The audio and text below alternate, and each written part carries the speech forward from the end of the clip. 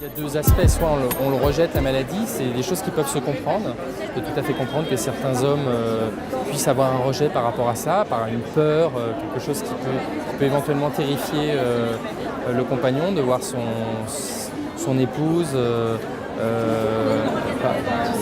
avoir ses difficultés. Je crois que dans le terme aidant, c'est tout à fait finalement ça, c'est qu'il y a le fait d'accompagner.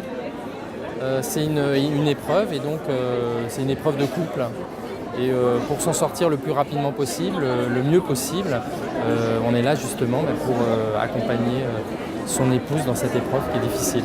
J'ai eu la chance, d'une certaine façon, moi, d'avoir une petite pause au niveau professionnel, ce qui m'a permis effectivement de me consacrer, pas pleinement, parce qu'on n'est jamais, on ne consacre jamais pleinement, mais d'avoir quand même, d'avoir pu être disponible pour gérer cela.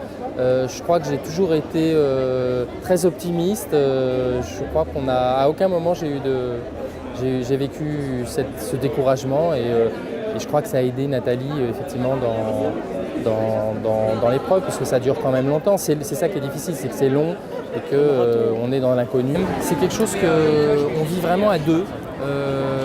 Par contre, j'ai quand même accompagné Nathalie assez régulièrement à l'Institut Curie, puisqu'elle a été soignée là-bas, où il y avait quand même une équipe médicale qui a fait un travail quand même remarquable. Moi, il m'est arrivé de croiser quelques personnes, effectivement, mais on a eu quelques dialogues, mais je ne peux pas vraiment dire que j'ai pu partager cette expérience. Ce qu'on voit tout de suite, c'est que les gens, surtout quand on va dans des établissements de soins comme ça, il y a des gens qui sont effondrés, il y a des gens qui ont une pêche incroyable, et voilà, c'est ça qu'on voit.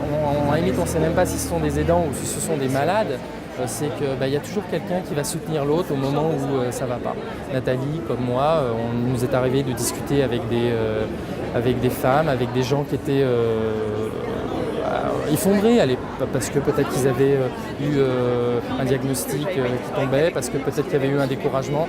Et là, on est là pour discuter, pour dire que ça va aller, que les choses avancent, qu'elles avancent lentement, mais qu'elles avancent.